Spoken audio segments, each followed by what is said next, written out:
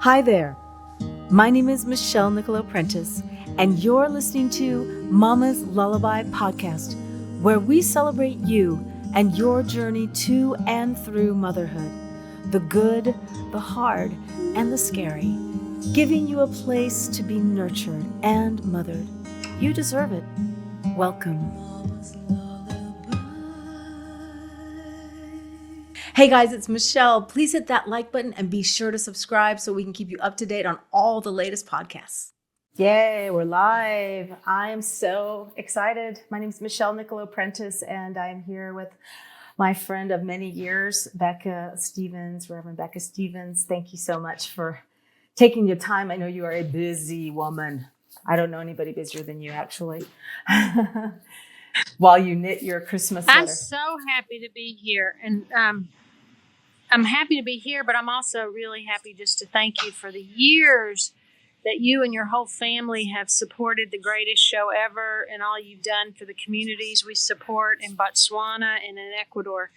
So a huge thank you right back at you for all you've done. No, it's our pleasure. It's our pleasure. I think back to when I first met you. Of course, I wasn't married at the time to Mark, and that all kind of went very fast. And we got married, and I got pregnant 6 weeks later. And I remember you had Kanie that year before, or 2 years before. I can't remember. What year was Kanie born? 95. Okay, so 2 years when John was born in. And then I had Moses in 2000. That's right. Okay, so I remember you came to my baby shower, and it was just, I don't know. You were so. I looked up to you because you seemed like such a calm mother in your motherhood and all the things that you did, working, and I was home with my kids, so I didn't have that having to do all these other things and be responsible to so many other people. But I imagine being a priest on top of a mother, on top of a social activist, on top of all the things that you do. Curious to know how the heck you do all those things and are still walking around. That wasn't like a big, huge thing I thought about. Like, I don't really think about like the whole goal is balance. I don't really think that's a goal. And for me, it was always just about like surrender to the day, what's in front of you and what's happening. Some days might be dominated by kids. Some days it might be dominated by work. Sometimes it might be dominated by the woods. Do you know what I mean? Yeah, like, I just don't like to think of like, it's ridiculous to think there's going to be, not just with kids, but with life, to think that there's going to be this perfect balance. And if that's the goal, it's going to be stressful. And so like when I read in scriptures or I look at people that I've admired over the years, I don't ever see where balance was the goal. Yeah. I'm not sure it's possible to balance. I know it's like spinning plates. They just all crash down if it's me. I love that you said that. You just go with what's in front of you for now. And boy, Yes. boy, does that take off the pressure. Yes. I think to a lot of pressure that we put on ourselves, but also society seems to put on us. You can have it all. You can be the greatest mother. You can be a businesswoman. You can do it all great. It's like, well, can you do it all great all the time? I haven't found that myself, but I like that idea. Just do what's in front of you. Very good. Yep. When you first had Levi, did you ever go through postpartum or anything? Did you have anything like that? There's some things I've gone through a lot of crap in my life, but there's some things that I never went through that people go through that I think have been the biggest gift forever. Like one of them is I never really had the postmenopausal, what'd you call it? Oh, postpartum depression. Postnatal? Postpartum depression. I never had menopausal stuff that much. I never had any of that kind of stuff that much. I never had, like, for somebody that's a priest who's gone through sexual abuse, God was never an issue for me. There were things that were not issues for me that I count myself so grateful for. You know, there were other things that really did trip me up, but that wasn't one of them. And I think I have so much sympathy when people really are going through that and can't kind of just go through the normal exhaustion and falling in love and hearts breaking. All that is enough without adding Yeah. whole mental health. Did you go through postpartum? Well, I didn't have it bad, but what I remembered with each baby was like after the first week and I'd be home, I remember feeling lonely for like my child. I felt like I missed my child. They weren't in me, even though they were right there. I felt alone. It was weird. And I think that might have been the postpartum, sort of the hormonal whatever. And I felt like I didn't want to be around people. I didn't, people want to come see the baby. And I was nice. But inside, I was like, I don't want anybody around me right now. But that didn't last long. Well, I think also, too, I think it was like, I remember telling my niece when she had her babies, like, this is a real grief. I mean, birthing is a real grief. It's not just about the baby, but about, so I don't call that postpartum. I call it grieving, like my life, my life. Like I grieve my life and the whole thing of like, oh my God, so much for Saturdays. They're gone. At least for 15 or 18 years. Yeah. Yeah, it's like gone. Like, see, bye Saturdays. Because Saturday was always like my favorite day. And I'm like, this is another stupid day. Gone are vacations. Yeah. Gone are vacations. I mean, like you can parent in another location, but that's not a vacation. Right. Yeah. You know, like when you have a little baby and you're nursing and you're doing all that, it's like, what vacation? Yeah. Yeah. Well, I think you had a life before you had kids. I had kids really young, so I never had a life. I didn't know any different. I was 17 when I got pregnant with Gabby. I was in high school. I didn't know freedom. So it wasn't until my kids grew up that I started having freedom. I'm like, oh, I could just do whatever I want anytime. Wow. Yes. But I do notice that women who have had children a little later, they've had freedom in their lives to do whatever. Once they have the baby, it's like, wow.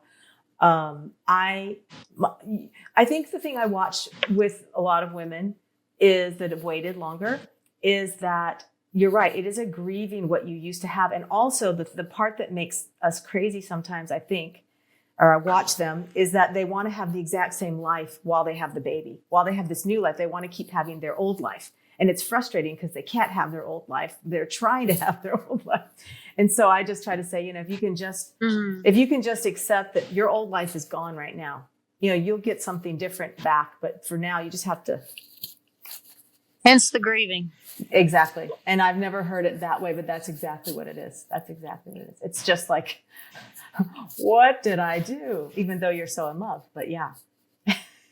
You're just so exhausted. Yeah. And I think, I just think for me, it's too, as a priest working with folks, it's different for every person. It's just different. And so I try not to make assumptions or generalities about how somebody's feeling with a new baby and just be present with them as they go through it. Know that, no feeling is final. No hormone is final. Yes, right. This hormone will be replaced by yet another bitch hormone that'll kick my ass. So just relax. That's exactly right. Yeah, it's challenging, and I think about a lot of the stuff that like nobody talked to us about, that I wonder, for you and your experience or your thoughts of being a mom, are there things that were really helpful to you and things that you like, this would have been really helpful if I could have had this, I'm looking at ways that we can maybe help moms fill in the gaps that we don't maybe realize are there. And I'm trying to get, a lot of different opinions or experiences of people, like what was most helpful to you as a new mom or as a mom in general? And what do you think is missing and could be more present? Yeah, I wish you asked me to do this 20 years ago. I probably would have been more helpful. Now that I have it's been 22 years since I've had a baby. Yeah. And I'm like, I just remember, I started 2 organizations. Did I? 91.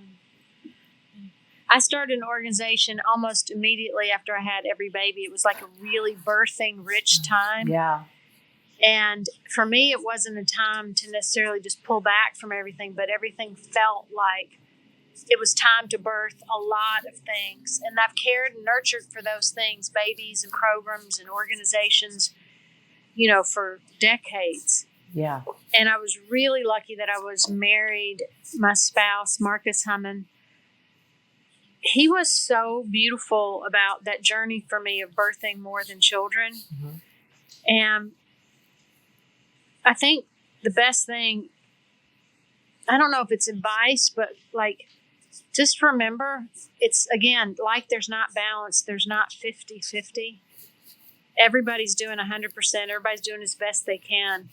And to encourage your spouse, wherever they are, or your partner, wherever they are, in that journey of new babies and new kids, and that,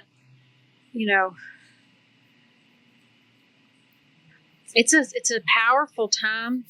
And if something's telling you, it's like, and this is a time to do this and this, to have a partner who can hear that and go with you on that, I think it was the biggest gift in my life, because it could have gone another way. Just like, are you crazy? I'm on the road. I'm doing this. You're doing this. We can't do this. I never had him say that. Of course, he knew I would take his head off, but I still think it's like his support and love through all of it. I've been dedicated to him forever, but I'm truly that was the biggest gift in parenting, was my partner. Yeah. Yeah, I could see that. And I did see that. I watched that over the years, I watched you both, and it was... Well, here in the church, so I'm an ordained Episcopal priest for 32 years. And the whole journey of sacraments and learning about why the church kind of has things that are reflected and sacramental.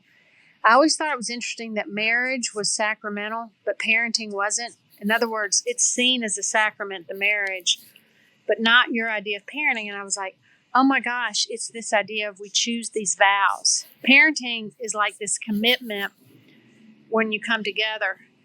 But I love the idea that I made this vow with my partner, and it becomes this way of trying to love God in the world through this person. And Yeah. that's how I see it. Yeah. Yeah. No, that's beautiful. I love that. Okay, so your kids are older. I experienced this with my kids when they got into their 20s. And you might not have, my kids, I was divorced, and then I married Mark. And so we had a blended family. And my first marriage was, obviously I was young, and he was my first and only everything. And when my kids got to be about in their 18, 20 years, I noticed a pulling away from them. And it was kind of the time where they were sort of blaming me for how their childhood was. And I wasn't a perfect mom by any stretch of the imagination, but I did, like you said, I did the best I knew how to do. I did what I thought was best. And it was a really hard time to have to listen to them tell me what a bad mom I was to a certain degree, and just listen. Because I started to justify, well, do you know what was going on at that time? I was trying to go. And my kid said to me, all I want you to do is say, I'm sorry. Because as soon as you justify, the apology's gone. And so I had to humble myself immensely. Even that was their experience, right? Whether I think that's what the life was or not. Have you ever had anything like that with your kids? Have you ever had them blame you for anything? Never. No, I'm teasing. I'm like, but your boys are pretty amazing. They adore What do you. they say? Is minimize damage, save for therapy. Yeah, exactly. And minimize damage, save for therapy. Another one is basically your kids will write the story how they need to write it.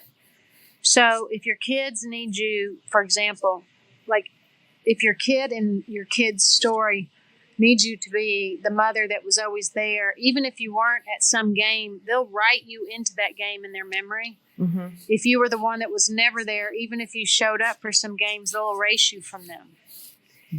And that's really important because they need to make sense of their story. It's like you're saying, it's like you can justify it all you want. Like, I have a photo. I was there at that damn game. I flew in to be at that game. It's like, that is so what's not important. The important thing is this is the story. And so how do you write the next chapter of the story? Not how do you go back and fix it, the other one. But, you know, you have to trust they love you. Yeah. Like through all that, your kids love you and they will, you know more about what love looks like if you can stay consistent through those angry times, I think. Yeah. I love that they're safe enough to do that with you, truly. No, I do too. And I was a kid too. So I think I was growing up with them in a lot of respects. And, but I did what I really wanted. The bottom line was I wanted to have a great relationship with my kids. So it was like, what is the goal here? The goal is to have a great relationship with my kids. So what do they need from me? Yes. Hold on 1 second. Yeah. Justin, go check them out. No, go check out Robin and Judy and make sure they're doing well. Sorry. Doesn't matter. Okay, sorry. That's okay. Having a little incident here at work. Oh, okay. You're pretty much mothering a million people, aren't you? Sometimes. Mm-hmm. Not a million, but sometimes a couple hundred. Yeah. Yeah. Well, let's talk a little bit about what you're doing with women and what you've been doing with women. I know it's evolved, and I've been lucky enough to be at some of the fundraisers for when we did. I was thinking about Thistle Farms when we did the fundraiser for that building and the cafe. Yes. And what that room looked like. Yes, that was when we wanted to open the cafe and we had that musical night. Yes. With Marcus and Desmond. Yeah. And I think about what that room looked like at that time, you know, just a crappy looking room, you know, and the vision of that. When something comes to you to create, how does it come to you? Is it a vision? Do you just go, I have to do this? Or how does it happen for you? Yeah, it did. You know, almost all my stories begin, I was walking in the woods. That's when I say, I'm serious when I say, like, sometimes it means not just trying to figure out what I need to do for work today, what's in front of me, or what's with my children. It's like, I need to go to the woods. Like, that's where I need to go. And usually you walk far enough and you have time to process all the other stuff that's been happening in your life, which opens up space for a new idea to come to light. So that's what I think the woods does, is it helps me organize and process enough to make space for a new idea. And for me, at least, I have been, I feel like most of the stuff I've done is super common sense. They're not like amazing ideas. They're just common sense ideas, like building shelters that are beautiful or serving food. It's very mom-like. It's very hostess. And, starting crafting. That's why I craft everywhere. Crafting ideas and organizations. It's like, it's how I was raised. It's from my mama, so it's not like, I had a vision for, AI. Like, I don't know anything about that stuff. Yeah. I know how to create community. I know how to help sustain community. And a lot of, 10, 12 organizations I've started have all come out of that same basic desire. Yeah. Well, I think a lot of women look at women like you and they think, well, I couldn't do that. I mean, I don't have any of those skills. I don't have, but you make it sound very simplistic how you begin something. And I think that's something that people need to understand, is that you don't you didn't like create it all at once. It was one little idea and you took one step and you told somebody and then one person got on with you. Yes, exactly right. None of it's that big a deal. I love the essence of your calmness about things, like not a big deal. Because I think it's real easy to think everything's a big deal, like, we get so, and we need more of that calming, that mindset of, what are you going to do? Right? Exactly. But sometimes you need women to mirror that. What I've come to learn with kids, with organizations, with programs, is everything takes twice as long and costs twice as much as you think it will anyway. Bless you. So one of the things is, like, if you're going to get stressed about, that is how things fall apart and die. And people want to give you their stress, which I think is a really weird thing. Like, they want to give it to you like the flu. Like, they want to walk in a room with their stress and hand it to you, like sneeze on you with stress. And it's like, you have to go like, no, thank you. No, I can't. Not today, because, God, I mean, there's enough brokenness and injustice in this world without, breaking down because life happens. Yeah. Because it's going to happen anyway. So, like, yes, when there is a fire, go ahead. Go off the rails. That's really bad. Let's deal with that. When it's normal life stuff that is just part of our journey of parenting and running organizations, it's like, okay, next step. Yeah. Do you have like a special way that you sort of take care of yourself physically? Do you, other than walking in the woods, or do you have a regimen? Do you have people help you with that, or are you just kind of whatever? Well, as you can see, I'm knitting while I'm talking, which is one of my I feel like this is as pure as, when people use prayer beads. Okay. I mean, it's super simple. It's a way to go just like we're in the moment. We can be peaceful. Also, I begin every day since I've had kids. I begin like at 4 a.m. with a bath, put oils in a bath. It's a great time to think and pray and be, and let everybody else get up with the sun like they want to. And you're ready for it. You're ready. Yeah. There's nothing that's really happening that much at night anyway, besides like TV and a glass of wine. There's not much happening. So I'm okay going to bed early and then just starting the next day. And that's really, like, if it's knitting and walking and alone in a bath, I promise you, Michelle, I'm good to go. Yeah. But I think you taking that time for yourself. I know a lot of women who just feel guilty taking any time for themselves. Well, now I take a lot of time for myself. But when my kids were little. But not when you had kids? When my kids were little, I would not leave my house till I cleaned it every day. So, when I left the house, maybe never, or 5 o'clock in the evening. I missed out on really being with my kids when they were little, when I was young. I thought, I have to have my house clean. I mean, like, the things I thought were priority were just so screwed up, And was your house clean? It was clean by the end of the day, but then it was just messy again. Oh my God! One of my favorite stories about that comes from this woman who I've known forever, and her mom, she said, was the kind of mom that cleaned with a toothbrush and toothpick. Clean. And she went to go visit her mom. Her mom was getting older, and she was like, oh my gosh, the house wasn't trash, but it was just regular, kind of dusty, dirty. Yeah.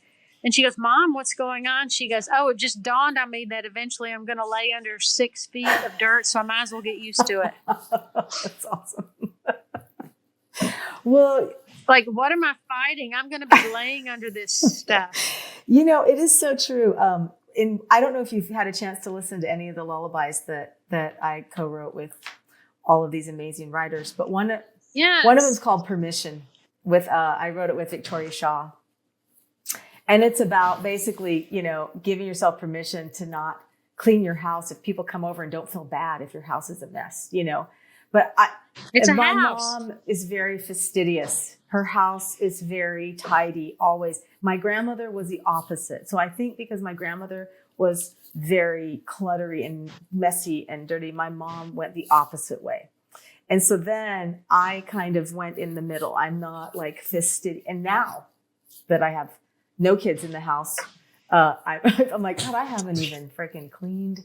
And I mean, it's tidy, but it's not like clean like I used to do. I just don't care. Yes. I just don't care that much anymore. But when you're younger, if you're raised that way, so I want to encourage moms to say, go play with your kids first. That's number one. Be with your kids so that, because I feel like now my kids are older, I missed out on a lot of that time. I can't get it back. So now I'm doing it with my grandkids.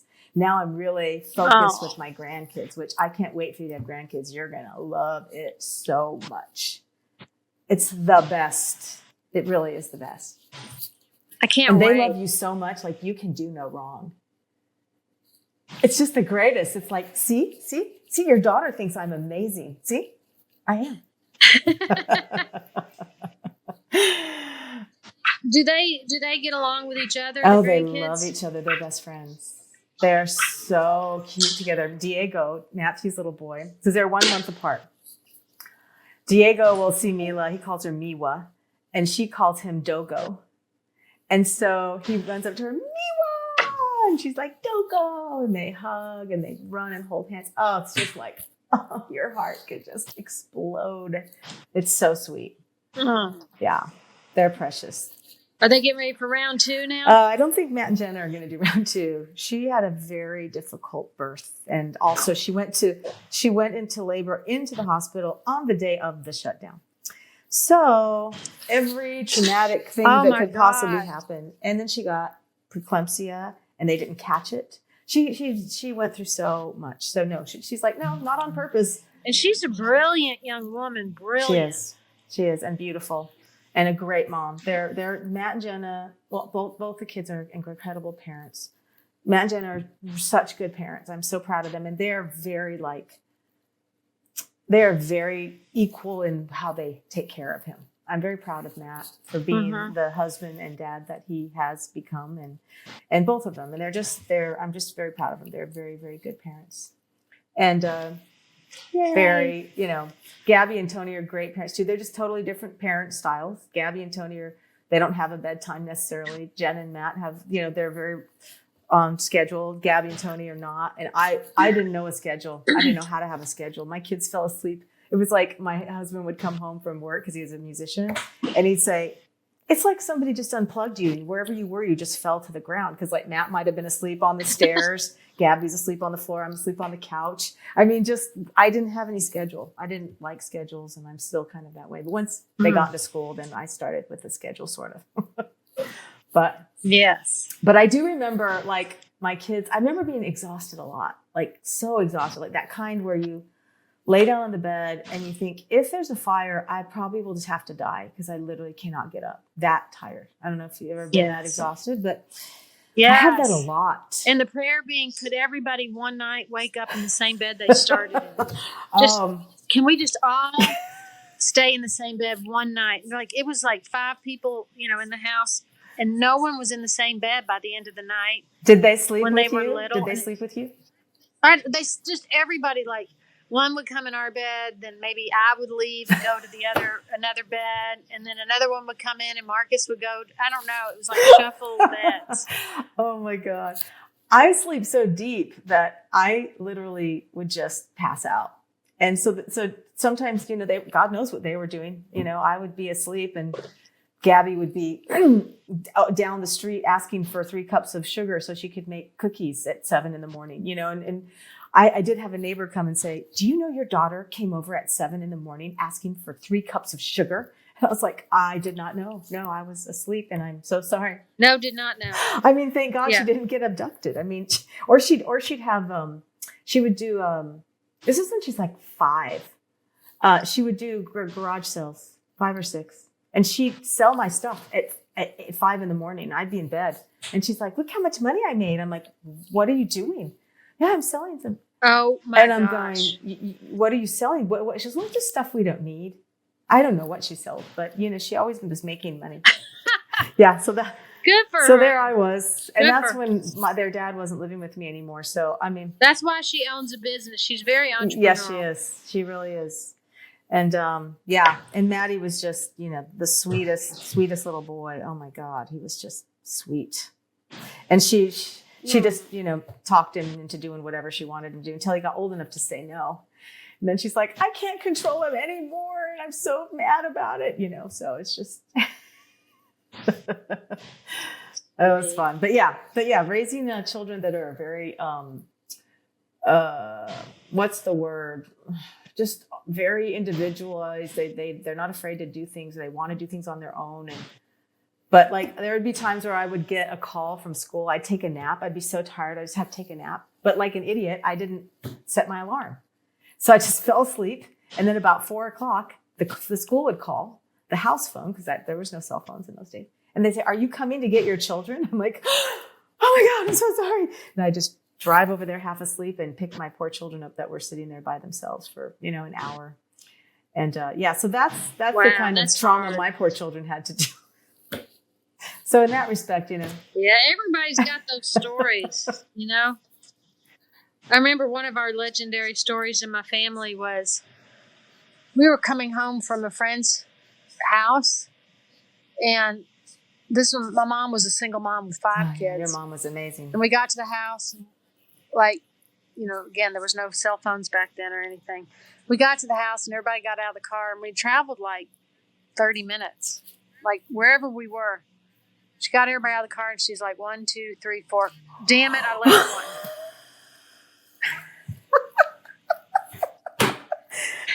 Which one was it? It was the baby. It was he was probably 3 or 4 years old. My brother Gladstone, but so she had to drive back, and he was just sitting on the front stoop, just sitting there, knowing eventually she would probably come. Wow. And he says he remembers it just sitting there he says, in his mind forever, Yeah, of course. Thinking, what am I going to do when it gets dark? Yeah. Oh my God. Wherever we were, I can't remember. I need to ask him that whole story. Oh my gosh. Yeah. I think, the thing I realized, like, as I had children, I then realized what my mom went through. And I also realized how hard I was on her.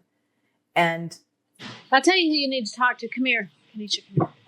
This is who you need to ask one of the last questions to. She had a baby how long ago? hi. 3 months ago. 3 months ago. She's a brand new Congratulations. mom. Okay, so what's the best advice, Kanisha, you got, and the best advice you can offer a new mom? Best advice you got and the best advice you can offer a new mom. She's the expert because I have no idea. Ooh, best advice. Or what's Anybody give most you what's advice most that's helpful? What's the most helpful They thing? did, but it didn't stick. Yeah, no advice sticks. Yeah. Okay, because it's all up to your baby. So a lot of people told me to sleep when a baby sleeps, and that's not realistic. There's no way you can sleep when a baby sleeps because they sleep sporadically through the day. When you have things throughout the house that you need to get done. So while they're asleep, you take Or you have advantage a of that job. time. Right. Yeah. So I was like, that's not realistic. So honestly, it's going to be based off of your baby and what works best for you. I found that setting him up on a routine, works great. So making sure that he, eats at a certain time. One thing that I did do was Google. And one thing that works for me for sure, just based off of Google, was the sleep training. So making sure during the daytime the house is lit up, blinds is open so they know that it's daytime. And then at night, just making sure that it's really dark so they can go to sleep. Because now my baby sleeps through the night at only 3 months. Wow. So that really worked for me. That's great. So, That is very lucky. yes. That's awesome. And there is our expert. She's also helps run HR at Thistle Farms, so she's an amazing person in her own thank right. you. That's Michelle. That's awesome. Hi, Michelle. Nice to sweetie. meet Very you. nice to meet you.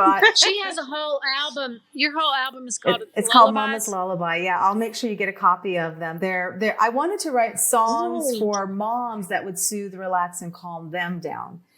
Not necessarily for the babies, although babies and children do love it as well. But yeah, I'll make sure you get a copy. Do you Oh, thank Do you. you have Thank you. I appreciate yes. that. Do you have support around you? Do you have mama, grandma? Are you doing this alone? How are you supported? So I'm originally from Louisiana, and so my sister just relocated up here a year ago. So I do have her. You have your husband. And I do have my husband, and then I have Hal and Michael. You know, they're always a support to me. They're like my dads that kind of adopted me when I moved up here to Nashville. So I do have, you know, my support. And then, of course, the ladies here at Thistle Farms, like I brought him to work with me last week, and everybody was just, you know, here just loving on them. And there were a couple of times I needed to step away, and I was able to just slide them in a corner or have somebody come down and just keep an eye on them for me. So I have a ton of support. That's so great. Yeah. Isn't it wonderful to have other women around to just be there? I think that's the biggest thing.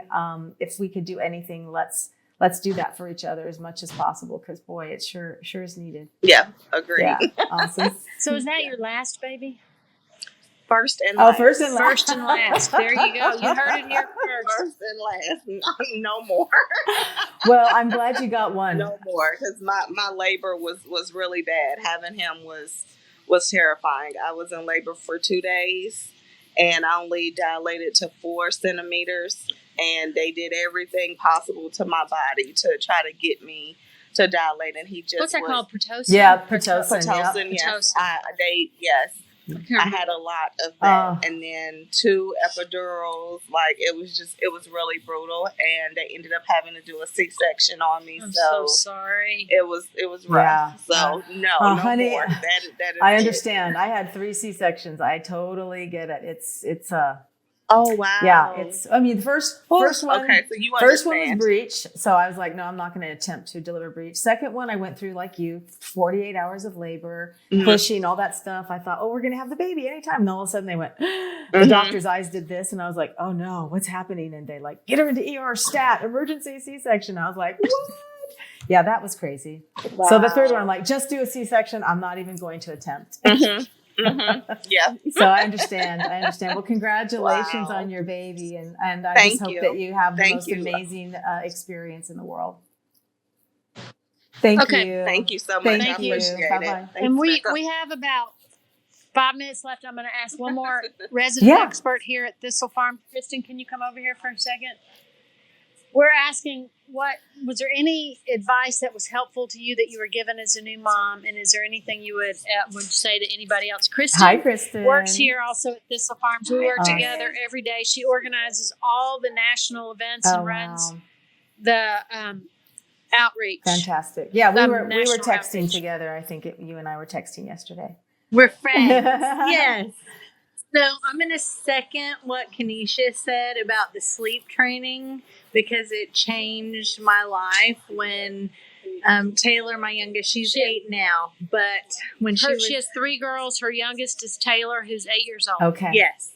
And I have a 16 and a 14-year-old. Okay. And when she started sleeping through the night at 6 weeks, and it was just, it changed my life, because my other children, they did not sleep through the night, and they had their nights and their days mixed up, and I was exhausted, and that was a huge help. And having Becca as such a beautiful role model to me, and just how she loves her children and she loves everybody. You know, just having her in my life and being able to learn so much from her has been the biggest gift. I love that. And that's what Mama's Lullaby, my goal is with this project, is to surround women with each other, you know, the sage moms who've already been there, done that. We have a different perspective than you. And even if you don't have, some people don't have their moms. Some people don't like their moms. Some people aren't near their moms. And so we need surrogate moms and aunties and grandmothers. And we just don't have that in the way that we always used to in a village type situation. So I'm really trying to create something that would be helpful for women as taking care of themselves. Oh, that's so beautiful. So that's what we're trying to do. Awesome. Yeah, thank you. I appreciate your input so much, and I want to know, what could we do? It's so wonderful to see you. Great to see you. Thank you, Becca. That was nice to have all the special guests on your podcast. It was awesome. It was awesome, and I'm so glad. Thank you so much. I'm just thrilled. It's exciting, and I can't wait for you to see the end result of whatever. But if there's ever, anything else you think about, like, hey, Michelle, I had a thought. You should do this. Absolutely. Let me know. Thank you Thank so you. much. I love you, my friend. Have a great day. Lovely child and mother, tender with each other, doing what they're meant to do here. See